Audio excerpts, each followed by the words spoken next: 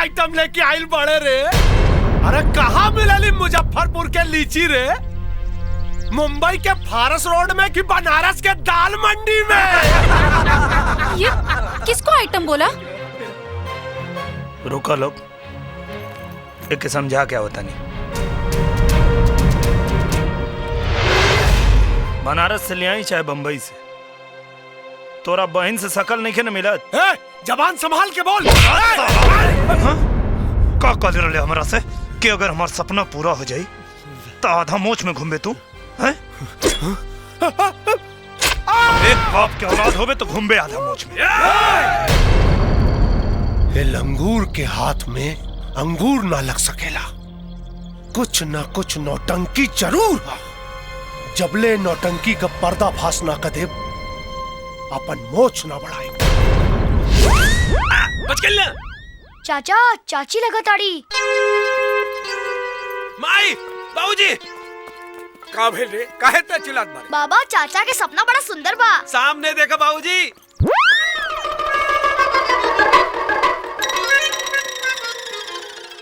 निरहु नालायक निकली। ये कबो हम सोचले भी ना रहे। कहे? देख ला कितना नंगा बा तोहरे बेटा के सपना। सुंदर, अति सुंदर। अरे बड़ी भाग्यवान पतोह बिया जी, बेटा के फांसी के फंदा से बचा ले आइल। ए माई, फिर देरी काहे करे? अरे बहू के स्वागत की तैयारी कर जाए। एहे दुल्हन, दुल्हन, अरे थरिया सजाव रे, अपन पतोह आइल बिया। देख ले माई, आ गेल तोर पतो। अरे रुक रुक रुक, आरती तो उतारे दा। ली माँ जी। ये हमार पूरा परिवार। आधा कपड़ा पहन के आ गईलू, कल लूगा पहन के ना सकत रहलू। मेरी मर्जी, मैं चाहे आधा कपड़ा पहनूं चाहे पूरा। आप कौन होते कुछ बोलने वाले? बम्बई ना, ये गाँव है भौजी, आधा में बाधा हो जाई। Shut up. कौनो बात नहीं खे बिटिया, गुस्सा मत करा। नेक पूरा कैला, सुहाग सलामत रही। अब ये नेक क्या है? अरे स्वागत। मैं यहाँ स्वागत करवाने नहीं आई हूँ। तक गोबर डाल के अपमान कर दी का। बदतमीज। ए चुप।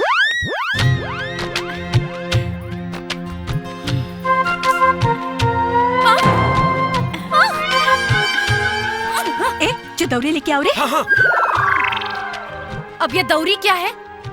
अरे घर में डेग रखे से पहले दौरी में डेग रखल जाला। डेग?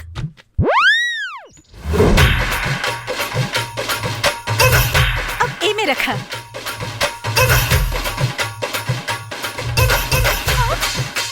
नहीं करना मुझे सब।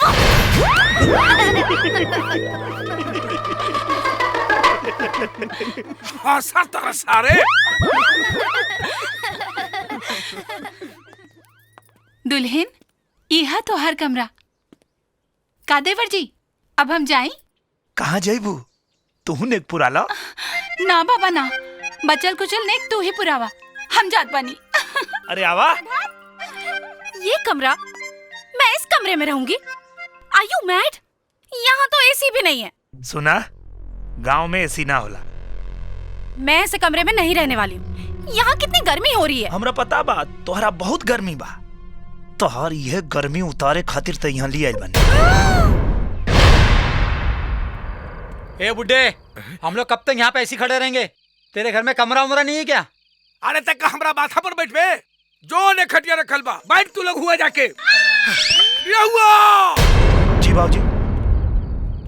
ये सपना तू कब से देख रहा बड़ा बेटा? बाबूजी बचपने से। अगर हमरा पहले से मालूम रही कि तोहार सपना इतना खतरनाक बा, तो हम तोहार गला दबा देती सारे। अरे तू अपन मेहरारू के लेके अकेले ना आ सकत रहले कि साथ में जोकरन के लेके आ गई ले। एक बात सुन ले, इन लोग के अभी के अभी यहाँ से विदाई कर। कह दे नौटंकी वाली से। ये बुड्ढा नौटंकी वाला किसको बोला? हमरा के। अरे तू बुढ़वा केकरा के कह ले? तुमको नहीं, इस बुड्ढे को ही बोली हूँ। इससे क्या मैं डरती हूँ? अरे नालायक कहीं के, तोहरा सामने तोहर मेहरारू हमरा के बेइज्जत कर रहल बा, आ तू सारे टुकुर टुकुर मुंह देखत बारे। सालो नालायक कुत्ता कहीं के।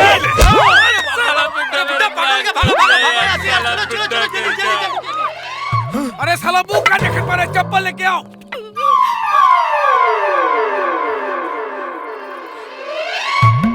कितना खतरनाक है यार बुड्ढा। साले ने मेरा नाक तोड़ दिया यार। इस बुड्ढे को तो ना मैं एक दिन ऐसा सबक सिखाऊंगी। लगिया लोग मत, लगभो लोग तो अभी तक खाली नाक फूटल बा और पता न का फूटे लगी। क्यों? ऐसे तो पति होने का बड़ा दम भरते हो, अपने बाप को क्यों नहीं संभालते? अरे हम का संभाली, वो हमारा के संभाल के इतना बड़ा कैले, वैसे अब तोरो के उहे संभाली है। ओह गॉड, इन हालातों में मैं यहाँ कैसे रहूंगी? उहे तो हम सोचता नहीं कि जब तोहार यहाँ एक दिन बितावल मुश्किल हो गई तो तू 180 दिन कैसे बितेबू?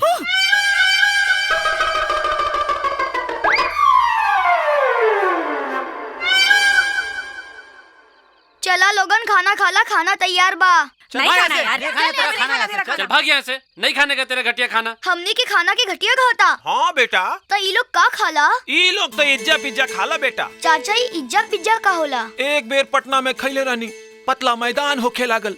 मतलब कि पहले खाला लोग फिर टट्टी जाला लोग? ना रे, टटी क के खाला लोग। Shut up. Thank you. चाचा ई फटफट का हो रहल बा? शहरी खून के देहाती मच्छर स्वाद ले तारन सन। कछुआ जराई दे का? अरे ना रे, एकनी के भूखल बारन सन, कम से कम मच्छर के त खाए दा। छोड़ा एकरा के जाए दा। ओ hello, where is the toilet? का? अरे पैखाना रे, शहर में टॉयलेट कहल जाला पैखाना के। ए मैडम, घर में टॉयलेट की व्यवस्था नहीं के, हौ लोटा डब्बा उठावा आ खेत में चल जा। क्या बकवास कर रहे हो? हम लोग सब टॉयलेट करने खेत में नहीं जाने वाले। जाके खेत में करे के बाद कर आ ना तो मोर। शिट। का? कुछ ना रे, दतवन कर।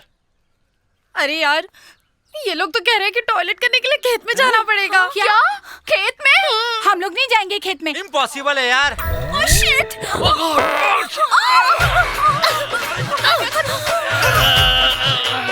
ओह माय गॉड, चलो।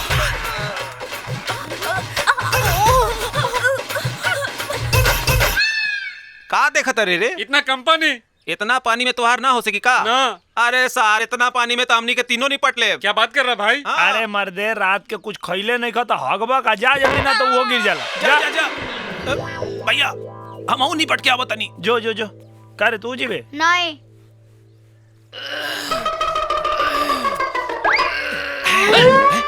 खड़ा काहे हो गिला? लड़की हवा का? हैं? अरे बैठ जाना तो चड्डी खराब हो जाई। अच्छा एगो बात बतावा, बिना खैला पीला के इतना ढेर लगावत अड़ा, खैला के बाद कितना ढेर? क्या बोला? कुछ ना, करी करी। का देखा तेरा? पिए का विचार बाका? अबे डब्बे में छेद है, सारा पानी गिर गया। सारा पानी गिर गया? तो का भाई, एक काम करा, जा खेत में घिसियाला। क्या घिसियाला?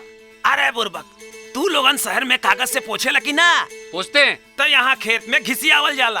कैसे घिसियाते हैं? बताई? ऐसे घिसियावल जाला। चला घिसियावा। बढ़िया। अरे अरे सियावर रामचंद्र जी की जय। Excuse me, माँ सुत बाथरूम कहाँ है? हनुमान की जय। हारा हारा। अरे बाथरूम कहाँ है? नहाऊं कहाँ?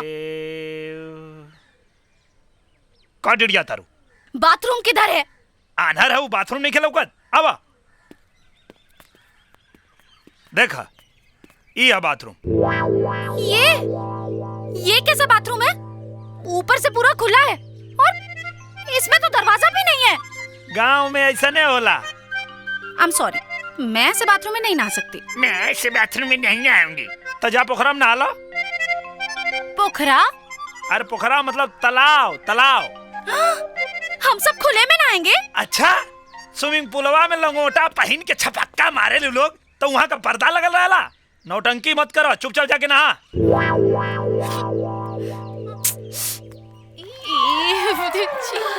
शिट, कितना गंदा पानी है यार। ओ शिट, क्या बोल रही है? अभी नहाना यहीं पे। अबे बुड्ढे, ये थूकने की जगह है क्या? अरे यहाँ ना थूकी तो का हर मुंह में थूकी। अरे बुड्ढे, संभाल के बात कर। अरे चुप रे बुड़बक।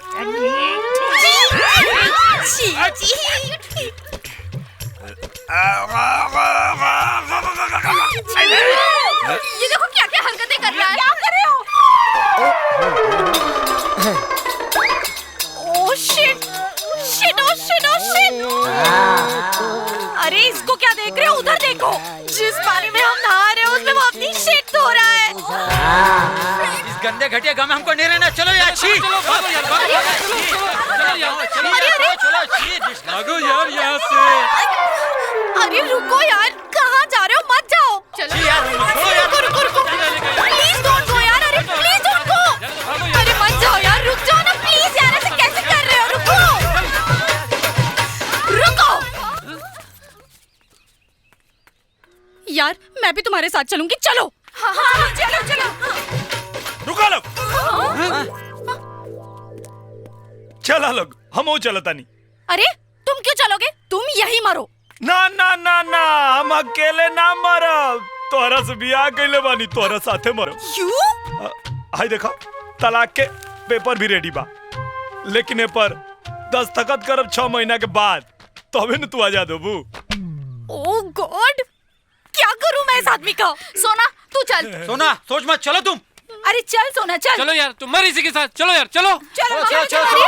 हाय रई रई रई रई, हाय रई रई रई, देखा ये कनी पे घमंड कइले रहलू। अरे साला ई तोहरा से ना, तोहरा पैसा पे नु दोस्ती कइले रहले हैं सब।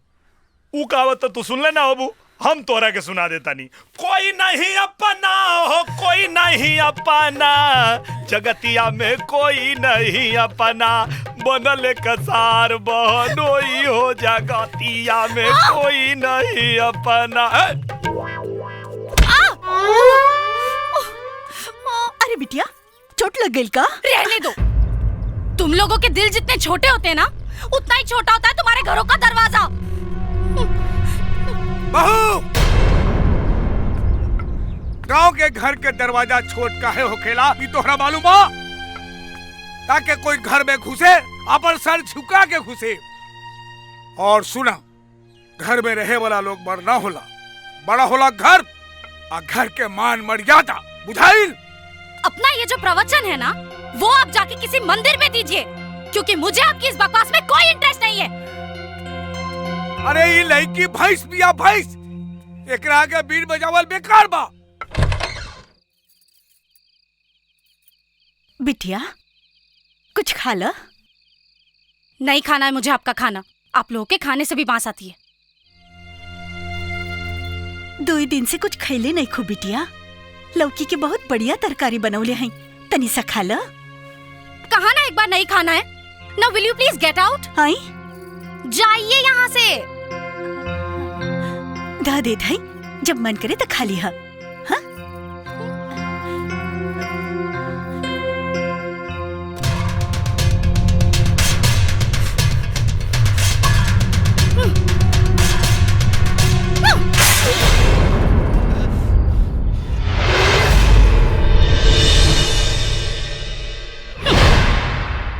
ये सब कहा रे? बाबा, चाचा के सपना। तू ठीक कहत बारा बेटा, इस सूद के सपना देखले हो की हमरी के जागले में सपना देखे के मिल रहल बा। यही से बियाह से पहले लड़की के घर खरदार देखल जाला, सपना ना देखल जाला।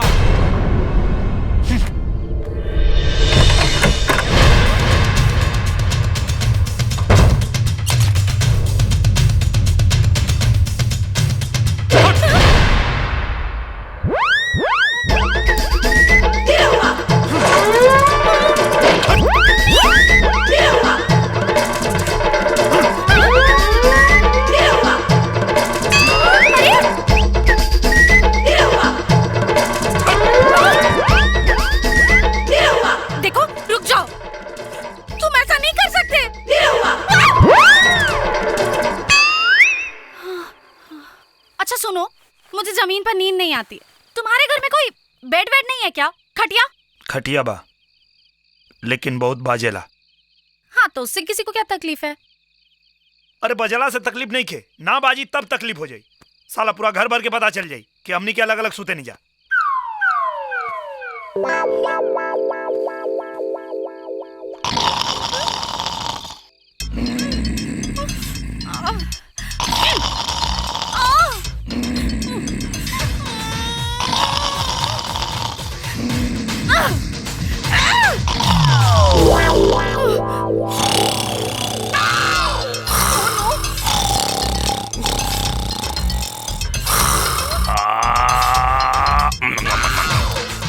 Oh God!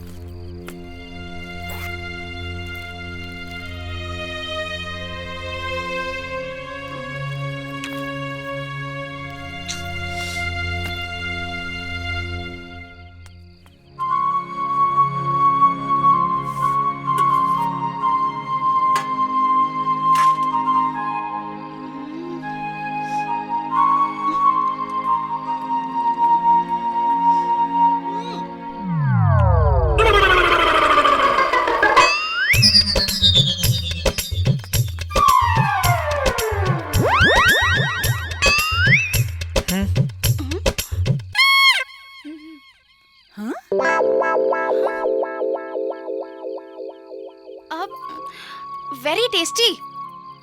एक्चुअली मैंने पहले इतनी टेस्टी सब्जी कभी नहीं खाई। सॉरी, मैंने आपको खाने के लिए इतना भला बुरा कहा। कोनो बात नहीं खे बिटिया, कोनो बात नहीं खे। अच्छा सुना, खेती की ओर चलबो तो अब भी चलो, कोनो मनाई ना लौकी है। कहाँ पे? अरे वो तू लोगन का कहलू आमलेट। अरे माई आमलेट ना, टॉयलेट। अरे आमलेट चाहे टॉयलेट दोनों एक के ना भइल रे। चलो बिटिया चल। अच्छा बताइए, यहाँ लोगों के घरों में टॉयलेट क्यों नहीं होते हैं? अब का है ना बिटिया, घरे में देवी देवता, अंगना में तुलसी चौरा, अशुद्ध हो जाये है ना, यही से। वैसे कुछ लोग बनवावे लागल बाटे, लेकिन घरे के पिछवाड़े। तो आप लोग क्यों नहीं बनवा लेते? अब निरहू के बाबूजी मानस तब ना। ये क्या हो रहा है? अरे बिटिया सम्मत जरावे खाते लकड़ी चुरावत आरसन। सेमत मतलब होली।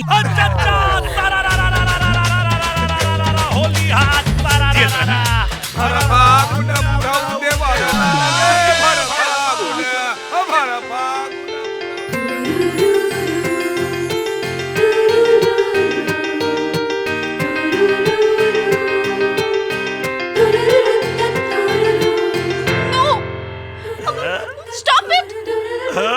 Stop it!